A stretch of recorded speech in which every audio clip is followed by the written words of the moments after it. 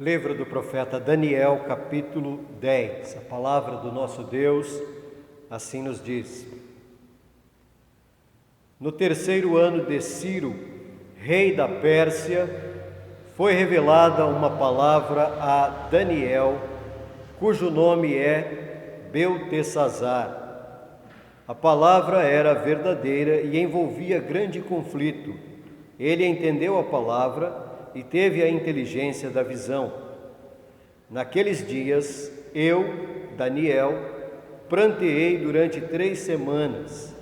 Manjar desejável não comi, nem carne, nem vinho entraram na minha boca, nem me ungi com óleo algum.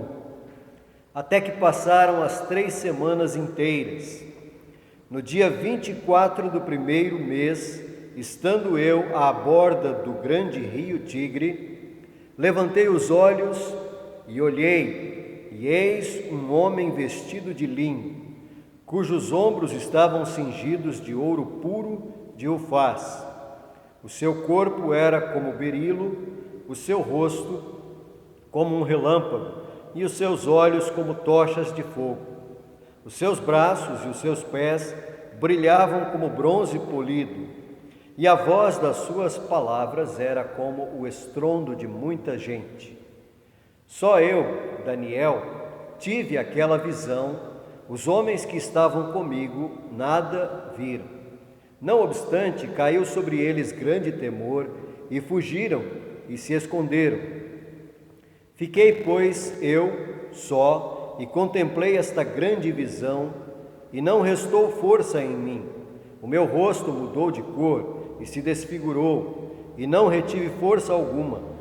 Contudo, ouvi a voz das suas palavras, e ouvindo-a, caí sem sentido, rosto em terra.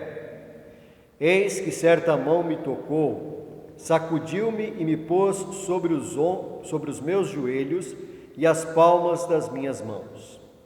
Ele me disse: Daniel, homem muito amado, está atento às palavras que te vou dizer. Levanta-te sobre os pés, porque eis que te sou enviado. Ao falar ele comigo esta palavra, eu me pus em pé, tremendo. Então me disse: Não temas, Daniel, porque desde o primeiro dia em que aplicaste o coração a compreender e a humilhar-te perante o teu Deus, foram ouvidas as tuas palavras, e por causa das tuas palavras é que eu vim. Mas o príncipe do reino da Pérsia me resistiu por 21 dias.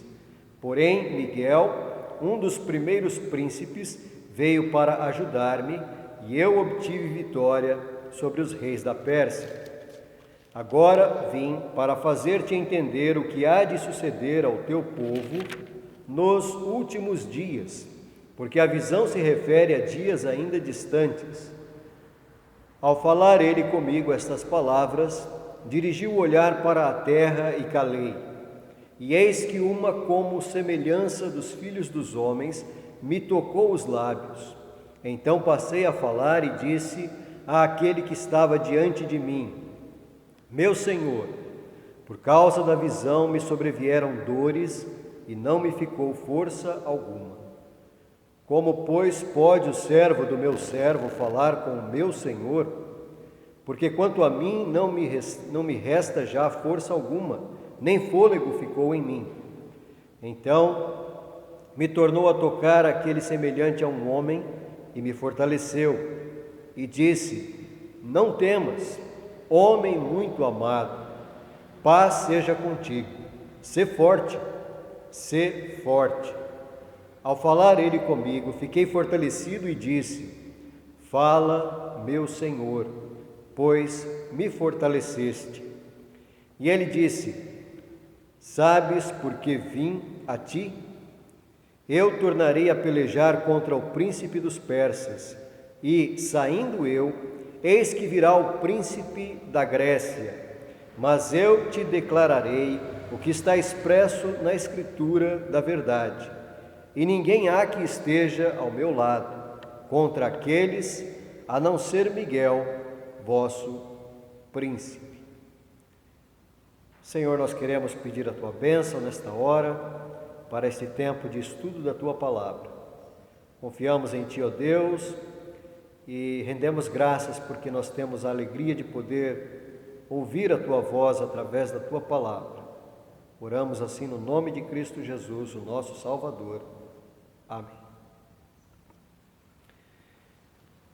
Bem, meus irmãos, semana passada nós falamos sobre o capítulo 9 do livro do profeta Daniel, que, resumidamente, nós temos ali no capítulo 9, uma descoberta feita pelo profeta, quando ele leu o profeta Jeremias, então ele entendeu que o tempo para o final do cativeiro dos filhos de Israel na Babilônia estava próximo de chegar, E ele então se coloca em oração, se humilha na presença do Senhor, e no final do capítulo 9, na segunda parte do capítulo 9, o profeta Daniel recebe então uma belíssima revelação acerca de coisas futuras, em relação a ele e também em relação ao fim da história.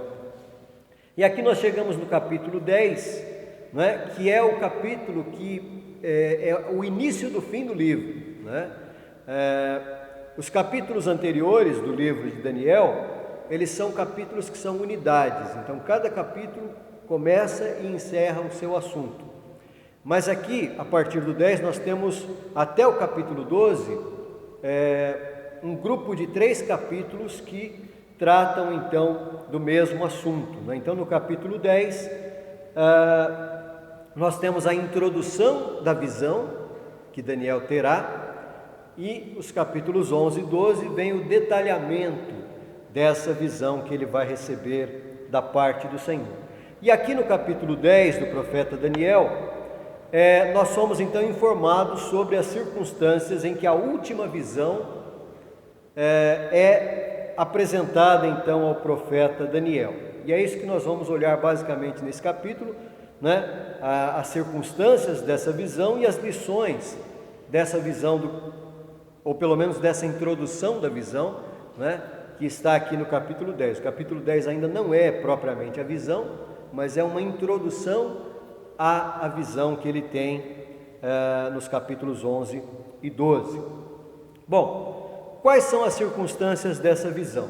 O texto começa dizendo que era o 3º ano de Ciro, Então essa visão foi recebida pelo profeta Daniel no 3º ano do rei Ciro da Pérsia. Se nós olharmos os capítulos anteriores, a gente vai perceber que eram outros reis. Então Ciro já é aqui um outro rei. Nós vimos que ele teve visões durante o reinado de Belsazar e de Dario, E agora é o rei Ciro, e esse é o primeiro, aliás, é o 3º ano do rei Ciro.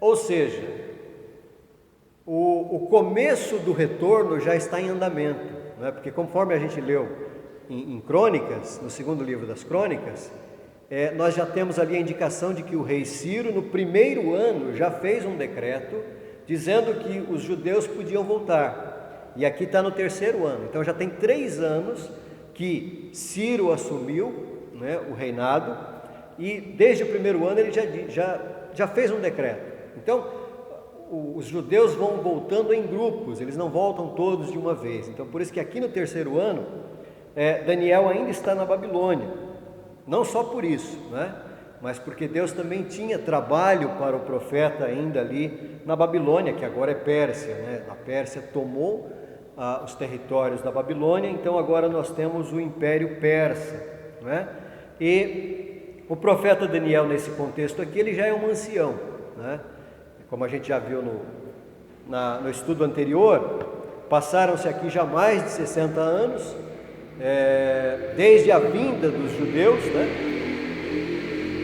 desde as primeiras deportações de judeus para a Babilônia, quando Daniel foi levado, entre outros jovens, para a Babilônia, ele tinha ali por volta de 14, 15 anos, e agora ele tinha mais ou menos 80 anos, por volta de 80, entre 80 e 86 aproximadamente, Então esse também era um dos motivos porque no terceiro ano de Ciro, Daniel não voltou, porque até pela idade avançada, provavelmente o retorno para ele seria muito desgastante, né? Porque a distância era muito grande, né? Evidentemente que os meios de transporte não eram como os de hoje, né? Então, para o Daniel e para outros anciãos, o retorno era inviável, né? Então Daniel continuou ali na Babilônia, então é pouco provável que ele tenha retornado. E como nós dissemos, Deus ainda tinha revelações a serem transmitidas ao profeta naquele contexto ali do Império Persa. Então o verso 1 começa: no terceiro ano de Ciro, rei da Pérsia, foi revelada uma palavra a Daniel. E é interessante que ele quem está narrando, né? Ele faz questão de indicar que ele está na Babilônia mesmo, né? Porque ele diz: no terceiro ano do rei Ciro, rei da Pérsia, foi revelada uma palavra a Daniel. E aí ele explica, cujo nome é Beltesazar, né? Porque na Babilônia ele recebeu esse nome de Beltesazar. Então talvez para muitos leitores ninguém soubesse que Daniel era ele. Então ele tem que especificar, olha, a palavra veio a Daniel, que é o Beltesazar, é a mesma pessoa, né? Então na Babilônia ele continua com aquele nome que foi dado pelos caldeus a ele. Então Daniel ele recebe a palavra, e a palavra era verdade, envolvia grande conflito. Ele entendeu a palavra e teve a inteligência da visão. Então, a palavra de Deus aqui, ela é revelada a Daniel, um profeta experiente, né, com mais de 80 anos de idade. Mas como a gente já disse, ele era profeta, mas ele não exercia nenhuma função religiosa, digamos assim, né?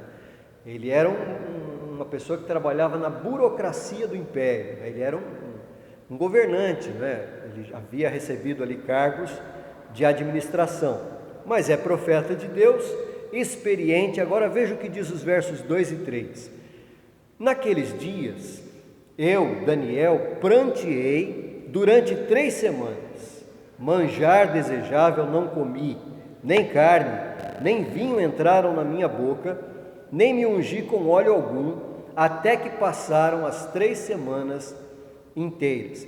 Então veja que Daniel era um homem experiente, um profeta experiente, mas era um homem consagrado, um homem de fé, né?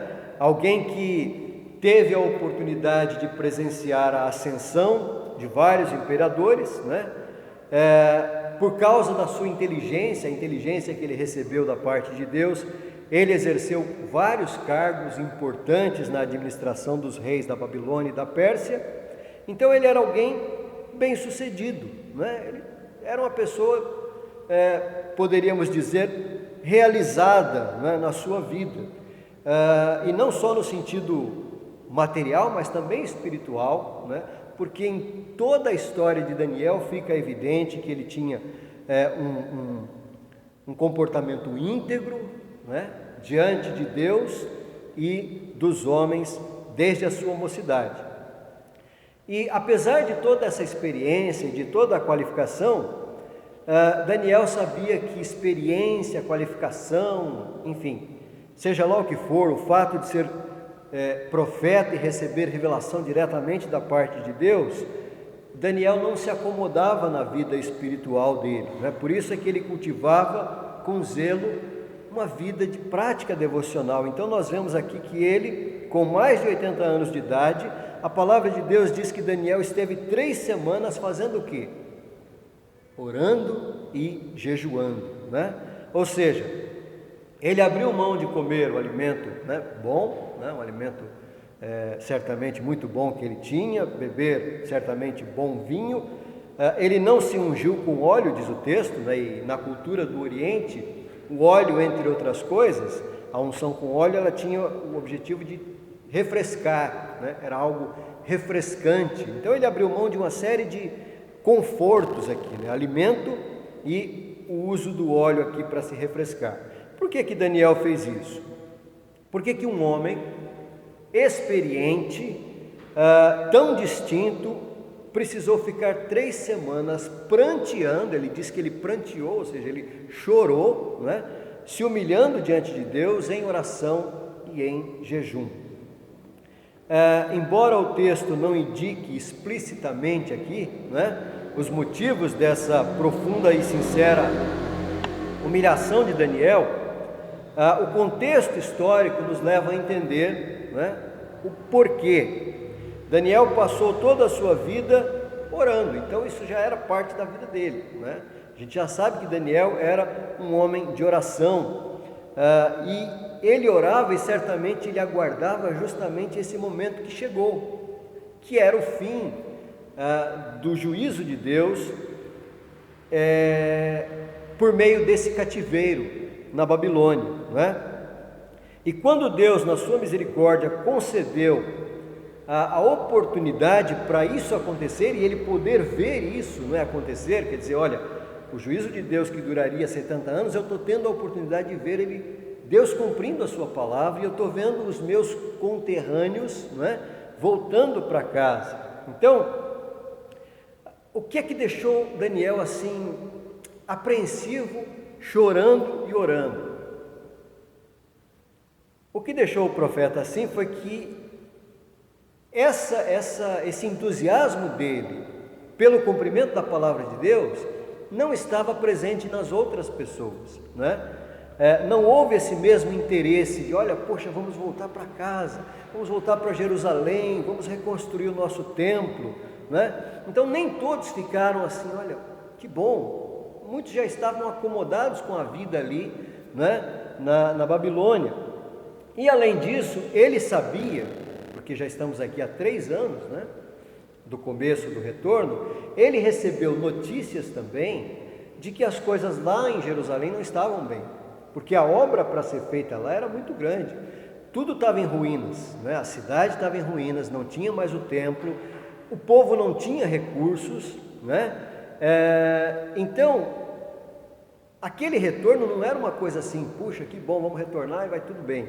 Não, o retorno trouxe também uma série de desafios, uma série de dificuldades, Então, reedificar a cidade de Jerusalém e o templo se tornou uma tarefa extremamente árdua, pelo contexto, e porque havia gente fazendo o possível para que aquilo não desse certo. Então, gente que começou a ocupar a região ali de Judá, não gostou daquilo, porque eles estavam ocupando as terras ali, Então, os proprietários da terra estão voltando, e agora? Então, eles começaram a criar uma série de obstáculos e dificuldades, inclusive fazendo calúnias contra o povo, para o rei da Pérsia, Então, quando a gente lê o livro de Esdras, e o livro de Neemias, a gente percebe isso, essa série de problemas que o povo judeu vai enfrentar nesse processo, e Daniel sabia disso, e por isso que ele chora, e ele ora, e ele jejua, porque ele deseja que aquela situação seja mudada. Então ele busca intensamente a Deus e tem o seu coração extremamente apreensivo, até porque talvez pudesse passar na mente de Daniel, vai que o rei muda de ideia e manda o povo voltar, porque já que não está dando certo, o rei poderia dizer, olha, o decreto que eu fiz não deu certo, então vamos trazer o povo de volta. Então havia uma série de coisas que talvez passassem na mente de Daniel, e isso deixava ele assim apreensivo. Muito bem, diante da sua consagração, então a palavra de Deus mostra mais uma vez que Deus é soberano, que está no controle de tudo e que Ele cuida do seu povo. O verso 4 registra onde Daniel estava quando ele recebeu, começou a receber a revelação de Deus. Ele estava à borda do rio Tigre, É o mesmo rio Tigre, e o Eufrates, que fala lá em Gênesis, que são os 2 rios ali da região chamada Mesopotâmia, que é a região entre rios, Tigre e Eufrates. E ele estava então na borda, ou seja, na margem do rio Tigre. E aí, a partir do verso 5, o texto passa a relatar a visão de Daniel, registrando aqui o que o profeta viu, o que ele ouviu e qual foi a reação dele diante do que ele viu e do que ele ouviu. Então, junto ao rio Tigre, Daniel então levantou os olhos para o céu e contemplou um visitante celeste. E esse visitante estava vestido com uma roupa de linho, né, cingido de linho, os ombros tinha ouro, e as figuras aqui descritas no verso 6 trazem a ideia de algo de esplendor, né? A ideia de algo que traz esplendor. Olha o que diz aí o verso 6. O seu corpo era como berilo, seu rosto como um relâmpago, seus olhos como tochas de fogo, seus braços e pés brilhavam como bronze, e a sua voz, e a voz das suas palavras como o estrondo de muita gente, né? Então toda essa descrição aqui traz essa ideia de esplendor. E quando a gente vai para o livro de Apocalipse, a gente encontra exatamente nas visões do apóstolo João coisas muito semelhantes, né? Se a gente começar a fazer comparações do que Daniel vê, em algumas visões, inclusive essa, nós temos descrições muito parecidas no capítulo 1 de Apocalipse, né? Versos de 13 a 15, por exemplo, Apocalipse 1.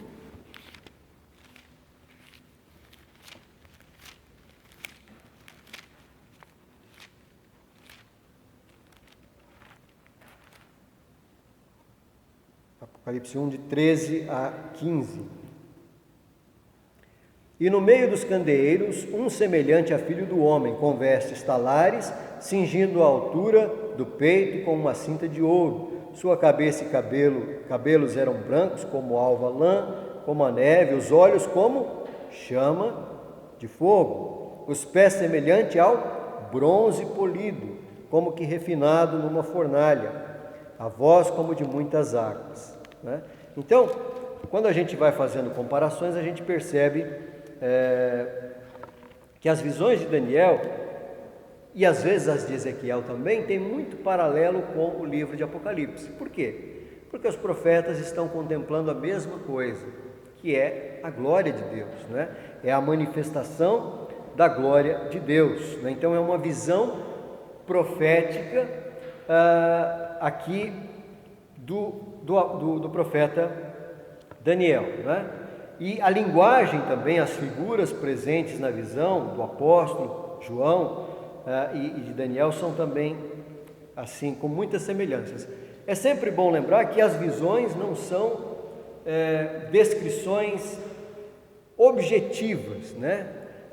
Quando a gente lê as visões dos profetas sobre a manifestação da glória de Deus, acho que eu já comentei aqui, não adianta tentar desenhar isso porque não vai ficar bom, né? Porque o objetivo da visão não é isso, é por isso que ele sempre usa uma linguagem assim, olha, semelhante a, lembra alguma coisa. Então ele não consegue descrever exatamente o que é, por quê? Porque é a glória de Deus, então é indescritível. Então ele tenta usar figuras da nossa realidade para tentar descrever uma coisa que não dá para descrever, né? Porque é toda a glória de Deus.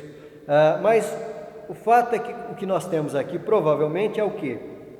É uma visão da segunda pessoa da Trindade no Antigo Testamento. Então o Cristo, que ainda não nasceu, né? A segunda pessoa, né, da Trindade, ela tem essa aparição. Isso acontece muito no Antigo Testamento, né, que é a chamada teofania, né, que é uma manifestação de Deus no Antigo Testamento. E Daniel, então, com mais de 80 anos de idade, ele recebeu a graça de contemplar o Salvador, né? Ainda, né, no Antigo Testamento, o eterno Salvador, né, antes da sua manifestação histórica. Daniel teve o privilégio de contemplar com os seus olhos aquele que somente seria contemplado pessoalmente 5 séculos mais tarde. E a visão é uma visão exclusiva para Daniel, né? Porque ele diz aqui no verso 7, só eu, Daniel, tive aquela visão. Os homens que estavam comigo nada viram. Não obstante, caiu sobre eles grande temor e fugiram e se esconderam. Essa é uma outra situação que a gente vê aqui no Antigo Testamento, que tem alguns paralelos no Novo Testamento, né? O que a gente lembra aqui, quando a gente lê esse verso aqui, né? Só o Daniel viu, mas as pessoas ao redor não viram, mas se assustaram, né? Em que lugar do Novo Testamento que a gente tem uma situação parecida? Exatamente, né? O apóstolo Paulo, quando tem uma visão do Senhor na estrada de Damasco, é a mesma coisa, só ele vê o Senhor, as outras pessoas não veem, mas elas sentem de alguma forma a presença, né, do poder de Deus, né? Então é uma situação que também a gente pode aqui ter um paralelo no Novo Testamento. Quando o Senhor Jesus fala com Saulo, né, que era Saulo ainda, todo mundo que estava ao redor ali não viu, mas ouviu o som, e eles também ficaram sem entender e assustados, né? Isso nos ensina e nos faz entender que somente aqueles que possuem uma natureza espiritual, né, podem ver e entender as realidades do mundo espiritual, né? Então, aplicando isso para a nossa vida, né, embora a gente não tenha uma visão como, evidentemente, o profeta Daniel e nem como o apóstolo Paulo, quando nós somos alcançados pela graça de Deus, pela fé, nós podemos ver, né, as obras de Deus na nossa vida, e as pessoas, de alguma forma, reconhecem isso, não sabem o que é, né? Mas elas reconhecem no nosso testemunho, no nosso procedimento, no nosso falar. Então a nossa vida, ela reflete o fato de que nós temos um relacionamento pessoal com Deus, e isso naturalmente deve afetar a vida das pessoas ao nosso redor. Então Daniel teve uma visão gloriosa, né, da segunda pessoa da Trindade, e o texto diz: a voz de suas palavras era como o estrondo de muita gente. E aí no verso 8 ele relata qual foi a reação, né, o texto aqui relata qual foi a reação de Daniel diante daquela contemplação. Fiquei, pois, eu só, e contemplei esta grande visão, e não restou força em mim. O meu rosto mudou de cor e se desfigurou, e não retive força alguma. Então nós temos aqui um servo de Deus, né, um homem idoso e fiel, na presença de ninguém menos do que a segunda pessoa da Trindade. E ele fica sem forças, ele fica pálido, né? Ele diz que ele não restou força em mim, o meu rosto mudou de cor e se desfigurou, né? Ou seja, isso nos lembra que não há como permanecer de pé, né, e do mesmo jeito diante da glória de Deus. É por isso que no verso 9 a palavra de Deus diz: contudo ouvi a voz das suas palavras, e ouvindo-a caí sem sentidos, rosto em terra. A contemplação da glória de Deus, ela tanto é algo maravilhoso para os crentes, né, quanto é algo pavoroso para os pecadores. E os crentes são pecadores, né? Então Daniel, embora ele contemple, e ele tenha a alegria, a graça certamente de contemplar a glória de Deus, por ser pecador, aquela é uma contemplação apavorante, né? Então tem as duas situações. É uma maravilha, mas é terrível, né? Porque a santidade de Deus, ela se choca com a nossa pecaminosidade, né? Então nós não podemos ficar de pé na presença de Deus. O que o Senhor Jesus disse então a Daniel está registrado entre os versos 10 a 14, né? Eis que certa mão me tocou, sacudiu-me e me pôs sobre os meus joelhos e as palmas das minhas mãos. Ele me disse: Daniel, homem muito amado, está atento às palavras que te vou dizer. Levanta-te sobre os pés, porque eis que te sou enviado. Ao falar comigo esta palavra, eu me pus em pé, tremendo. Então me disse: não temas, Daniel, porque desde o primeiro dia em que aplicaste o coração a compreender e a humilhar-te perante o teu Deus, foram ouvidas as tuas palavras, e por causa das tuas palavras é que eu vim. Mas o príncipe do reino da Pérsia me resistiu por 21 dias. Porém, Miguel, um dos primeiros príncipes, veio para ajudar-me, e eu obtive vitória sobre os reis da Pérsia. Agora vim para fazer-te entender o que há de suceder ao teu povo nos últimos dias, porque a visão se refere a dias ainda distantes. Então veja, Daniel ele é impactado aqui pela visão, né, do Senhor. Ele perde os sentidos, ele fica prostrado com o rosto em terra, e ele precisa ser restaurado, né, porque ele não consegue se recompor sozinho, né? E isso só é possível porque há um processo cuja iniciativa é o próprio Senhor, né? Ou seja, o texto diz que ele recebe o toque da mão, ele é sacudido, e ainda assim ele não consegue ficar em pé, né? Dá a entender aqui que ele fica de quatro, porque ele está de joelhos, né, com as palmas na mão. Então ele continua prostrado ainda, com os joelhos e as palmas da mão no chão. E a restauração de Daniel, ela é completa com a palavra, né? Quando o Senhor fala, né, a palavra salvadora, ela faz com que Daniel de fato se recomponha, e ele é chamado pelo nome, e ele ouve que ele é muito amado, né? Ele diz, verso 11, ele me disse: Daniel, homem muito amado, está atento às palavras que te vou dizer. Levanta-te sobre os pés, porque eis que te sou enviado. Ao falar comigo esta palavra, eu me pus em pé. Então, finalmente, com a palavra, ele fica de pé, mas mesmo assim ele fica tremendo, né? Mesmo diante do poder da palavra do Senhor, ele está de pé, mas perigando aí cair, né? E por duas vezes aqui, nós temos, né, em capítulos anteriores, Daniel já tinha estado na presença do anjo Gabriel, né? E é interessante porque diante do anjo ele ficou também abalado ali, porque o anjo também é um ser santo, né? Mas ele logo se recuperou. Agora, dessa vez não, a coisa é mais intensa, né? Porque não é apenas um anjo, é o próprio Senhor. Então, o efeito da visão, da contemplação aqui da presença do Senhor,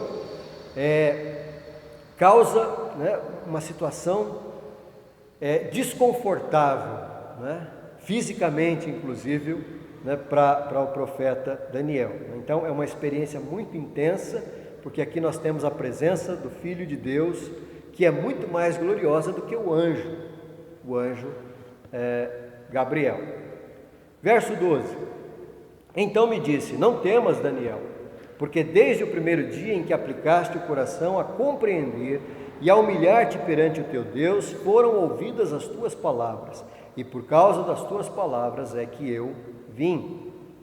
Então, Daniel ele é consolado, né? Ele ouve do Senhor: olha, sua oração está sendo ouvida, né? Desde o primeiro dia que você começou a orar e clamar, né, você tem sido ouvido porque você é muito amado. Então, por isso que ele diz: não tema,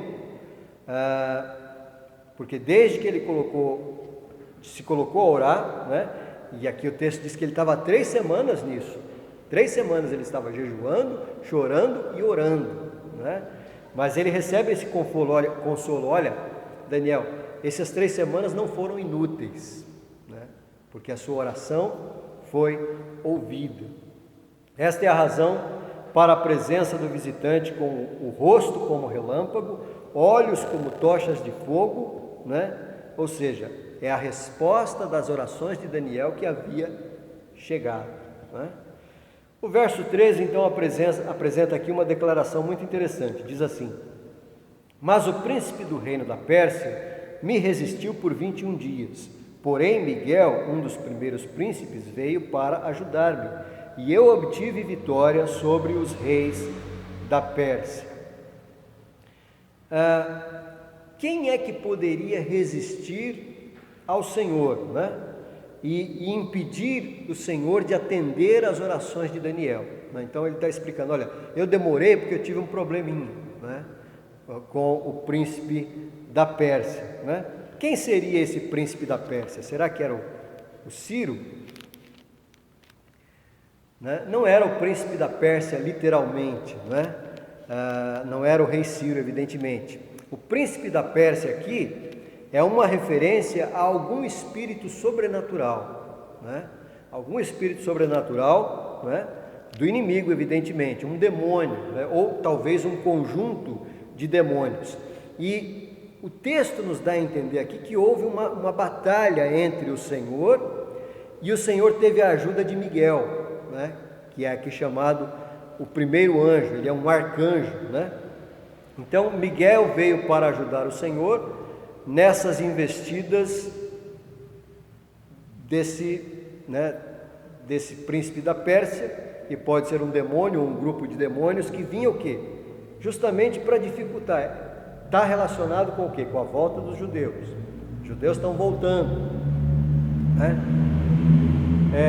E há uma série de empecilhos e dificuldades para que a reconstrução de Jerusalém e do templo tenha andamento. Então, provavelmente isso é uma referência a isso, é um tipo de batalha espiritual, né, entre o Senhor, Miguel e os inimigos do povo de Deus, né, os inimigos espirituais que estavam causando essa dificuldade, né, dificultando então que os judeus, né, pudessem ali dar andamento na obra. É por isso que no final do verso 14 aqui fala-se na vitória sobre os reis da Pérsia, né? Então a batalha contra o príncipe da Pérsia possibilitou a vitória sobre as más intenções, talvez de alguns governantes da Pérsia. Então o Ciro, ele decretou, olha, os judeus têm que voltar, mas provavelmente entre os governantes, porque o império persa era grande, né? Assim como era o império da Babilônia, então assim como tinha lá na ocasião em que Daniel foi lançado na cova dos leões, tinha gente contra, né? Tinha inimigos ali. O rei decreta, mas tem sempre gente ali com inveja tentando criar alguma situação para dificultar a obra de Deus, né? Não somente as coisas mudaram, né? Como o próprio Cristo veio a Daniel para revelar que o que o futuro traria. Verso 14: agora vim para fazer-te entender o que há de suceder ao teu povo nos últimos dias, porque a visão refere-se a dias ainda distantes. E entre o verso 15 ao 21, o texto registra a capacitação de Daniel para receber a revelação, né? Apesar das palavras confortadoras no verso 12, né, não temas, a reação do profeta é de profunda reverência e temor. Ele olha para o chão e não consegue falar. Mais uma vez ele é tocado de forma espiritual e passa a falar das suas dores e da falta de forças decorrente da contemplação da visão gloriosa. Ele reconhece que, sendo servo, não é digno de dirigir a palavra ao seu Senhor. Daniel então é restaurado com novas forças e com mais palavras de encorajamento. Não temas, verso 19, não temas, homem muito amado, paz seja contigo, sê forte. Ao falar ele comigo, fiquei fortalecido e disse, fala, meu Senhor, pois me fortaleceste. Então agora o profeta, depois, né, de uma revigorada de novo, né, ele está pronto para receber as revelações. E os versos 20 a 21 nos dão aqui a ideia geral da revelação, né? Basicamente, o conteúdo desses versos, eles resumem, né, o conteúdo resume o fato de que há um conflito espiritual na Pérsia. Quando este conflito terminar, haverá um conflito espiritual com o príncipe da Grécia, né? É isso que diz o texto aí. Verso 20: e ele disse, sabes, porque eu vim a ti, eu tornarei a pelejar contra o príncipe dos persas. Então aqui é uma referência a alguma força espiritual que está dificultando a volta dos judeus e a retomada das obras de reconstrução de Jerusalém e do templo. E saindo eu, eis que virá o príncipe da Grécia, né? Ou seja, aqui já é uma referência de que depois do reino da Pérsia vai se levantar o reino grego, né? que a gente já viu em outros textos, outras visões lá no capítulo 7, né, e 8, que é o império liderado pelo Alexandre o Grande, da Macedônia, né? Então veja que ele aqui faz uma referência bem clara de que depois da Pérsia vem a Grécia, tá? Então as coisas vão ficar difíceis com a Pérsia, mas com a Grécia não vai ser diferente, né? Vai ter dificuldade também, né? Então, quando terminar esse conflito com a Pérsia, vai ter um outro conflito com o príncipe da Grécia. Mas o mais importante é que o Senhor tem uma revelação a respeito do plano eterno e soberano de Deus para o futuro do seu povo, né? Mas eu te declararei o que está expresso na Escritura da verdade, e ninguém há que esteja ao meu lado contra aqueles, a não ser Miguel, vosso príncipe. Então, o capítulo 10 é uma introdução, é a partir do 11 que vai vir então essas outras revelações aí. Bom, lições então para nós desse capítulo. Primeiro, esse capítulo nos lembra quem são os verdadeiros inimigos da obra de Deus, né? A oportunidade para os judeus retornarem do exílio para reedificar o templo e a cidade de Jerusalém depois de 70 anos deveria ter gerado grande alegria e interesse em todos, mas apenas um grupo retornou. A maioria preferiu continuar na Babilônia. Ainda assim, o grupo que retornou logo começou a enfrentar conflitos que dificultavam o progresso da obra de reedificação do templo. Por que isso estava acontecendo, né? Em razão dessa batalha espiritual que estava em andamento aqui, né? A palavra de Deus ensina que o maior inimigo do povo de Deus é o diabo, né? Os homens, né, os governos às vezes são agentes, mas o inimigo do povo de Deus é o diabo. A guerra na qual nós estamos envolvidos, ela não é primeiramente contra pessoas, ela não é primeiramente contra o desânimo que às vezes nos abate, né? Mas é uma guerra espiritual. É por isso que Paulo, escrevendo a carta aos Efésios, diz: porque a nossa luta não é contra o sangue e a carne, e sim contra os principados e potestades, contra os dominadores deste mundo tenebroso, contra as forças espirituais do mal nas regiões celestes. Então, a Bíblia está nos lembrando, né, que existe um reino espiritual e existe um conflito invisível que se torna visível na nossa experiência, né? Então essa batalha espiritual, ela fica visível quando a gente encontra obstáculos, dificuldades, objeções, né? Oposições e perseguições. Então o que está no plano espiritual fica evidente no plano material, né? Porque há uma batalha espiritual. Quando nós falamos, por exemplo, para as pessoas do Evangelho, e é difícil, né? E as pessoas não aceitam, isso é um efeito dessa batalha espiritual. A verdade está sendo pregada, mas existe uma batalha espiritual dificultando, né, as pessoas a crerem, a receberem, né? Então, nós às vezes ficamos desencorajados por isso, mas não podemos esquecer, né? A nossa luta não é contra o sangue e a carne, mas contra principados e potestades. Podemos supor, às vezes, que as pessoas para quem nós pregamos o Evangelho simplesmente não entendem, né? Ou talvez que nós não tenhamos capacidade, né, de comunicar o Evangelho de modo eficiente.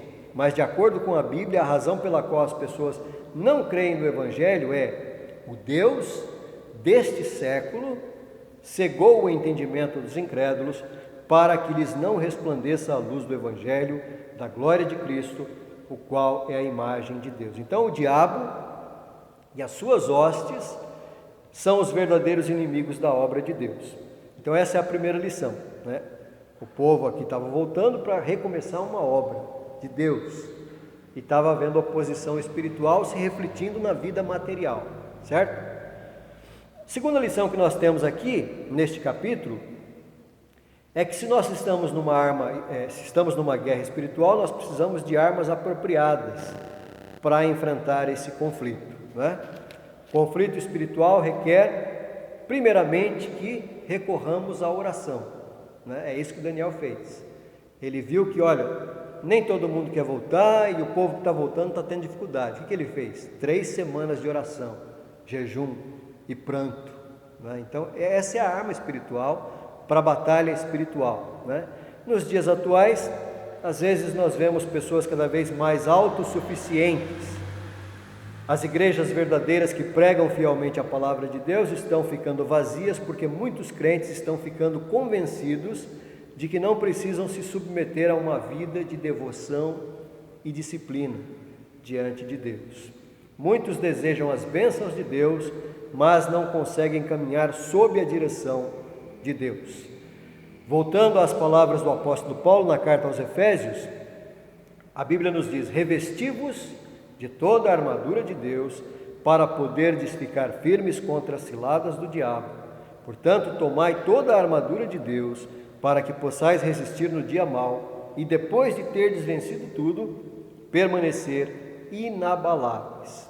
Então essa é a segunda lição, né? Nós precisamos batalhar com armas espirituais nessa guerra espiritual. E a terceira lição que nós aprendemos com esse capítulo é que Deus responde às nossas orações, né? Ainda que pareça demorado. Daniel orou e se humilhou e jejuou por 3 semanas, e só depois é que veio a resposta, né, à sua oração. O caminho da oração é um caminho solitário e difícil, e a resposta que não vem logo pode ser desanimadora. Às vezes a gente ora, parece que não tem resposta, e isso pode causar desânimo em nós. Ao mesmo tempo, a oração é fonte de consolo, né? A oração é meio de graça. Nós não oramos apenas para que Deus responda, mas porque na oração nós recebemos consolo também, né? Então não é só eu oro porque Deus vai me dar alguma coisa. Não, ao orar, independente de qual seja a resposta, Deus está nos abençoando, né? Então esse é um ponto importante para a nossa vida, para nos estimular e nos incentivar a uma vida de oração. Em sua perseverança em orar, Daniel viu o Filho de Deus, ouviu dos lábios dele que ele era muito amado. Daniel foi consolado, fortalecido e teve a sua convicção reforçada no fato de que Deus é soberano, está no controle de tudo e cuida do seu povo. Meus irmãos, então, assim nós terminamos o estudo do capítulo 10 do profeta Daniel, e que essas lições preciosas possam renovar, né, a nossa disposição e a nossa devoção para com o nosso Deus. Que Deus assim nos abençoe. Amém.